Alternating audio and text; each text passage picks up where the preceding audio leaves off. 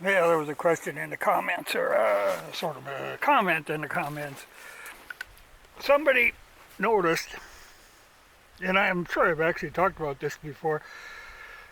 When I'm running a lever gun, I tend to run my finger down, my little finger down, outside of the lever. Okay, there's a good reason for this. You know, I got fairly big hands, and if I jam all my fingers in there, okay, I like to get my hand back enough that I'm using just the ball of the tip of my finger on the trigger. Now, like on this is 336A, you can do that, and it's not a problem. But my doing this is a habit I developed from this 4570.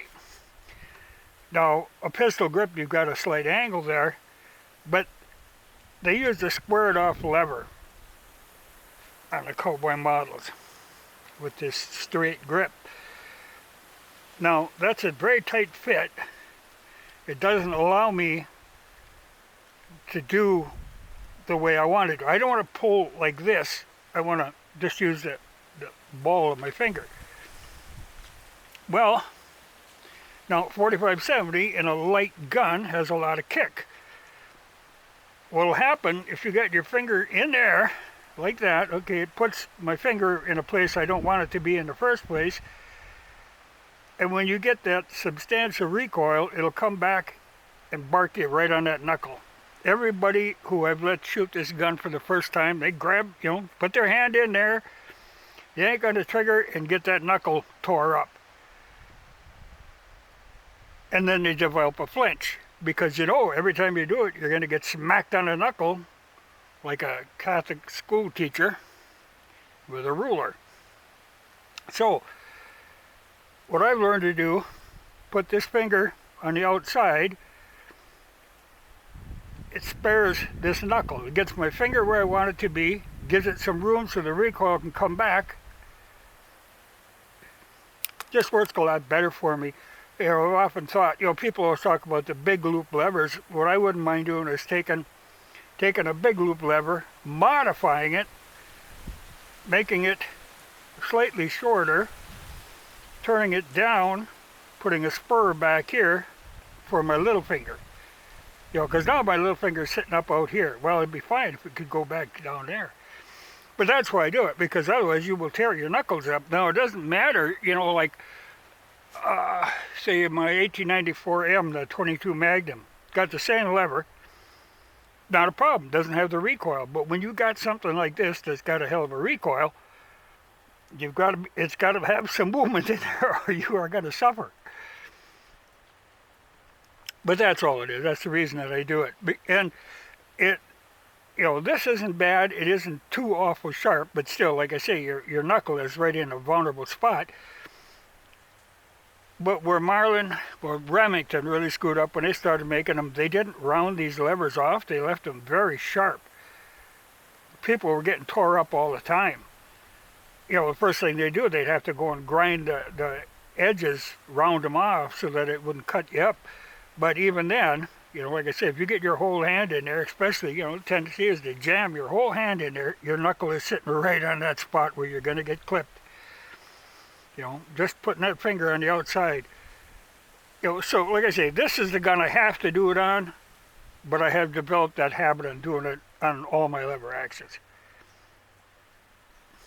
But it does give me, it allows me to come back at a more gradual angle. It gets my finger, so I'm using the more sensitive, more controllable part of my finger on the trigger. It was interesting in talking about Marlins and Ruger having bought them. Interesting reading in the comments on there. Like I say, I think it's going to be a good thing, but I would hope that they will go back and look at what Marlins used to be and not just come out with them dark series tactical kind of things. Or I'm sure the first thing they're going to do is come out with a 336 3030, because that's the bestseller, has been forever.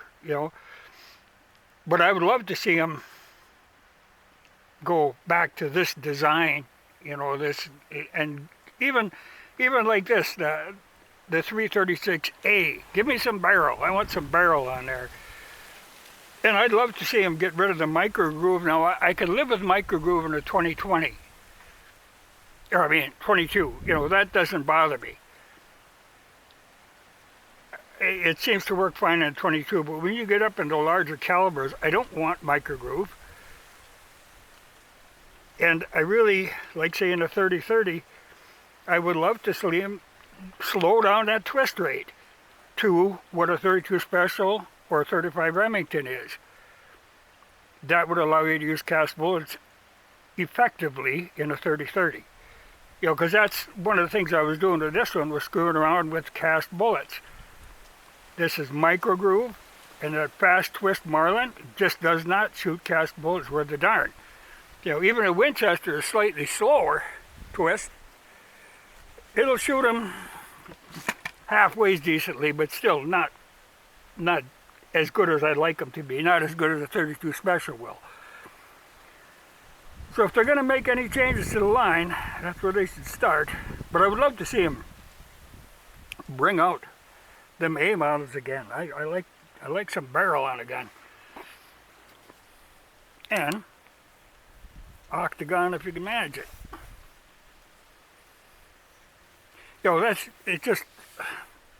This is the ideal, to me, the ideal gun. I would like to see him do this, a scaled down version in the 30-30, but like I say, with a slower twist rate and regular ballad rifling. That'd be a great gun. You'd sell 1 million of them, but in the comments, and I read and I see people wanting, yeah, I want them tactical lever actions. Well, that's, you can take a gun like this or like this, and you can easily turn it into the tactical version if that's what you want. But it's very hard to take a tactical gun and bring it back to a standard one.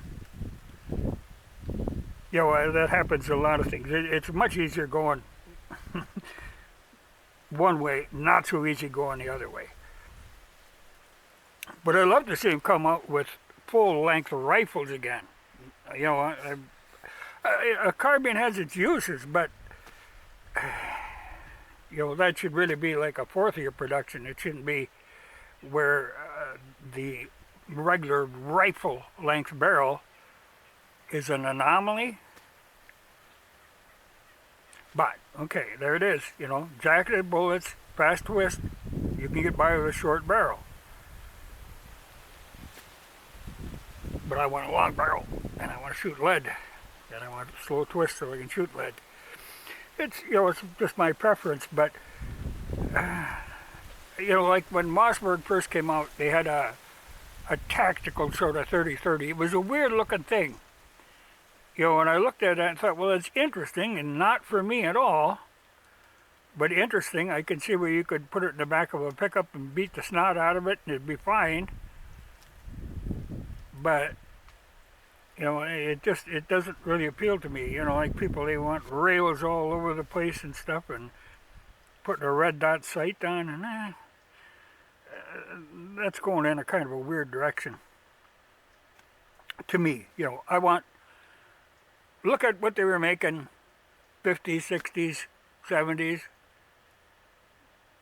That's where you got to look. That's when they were making the best.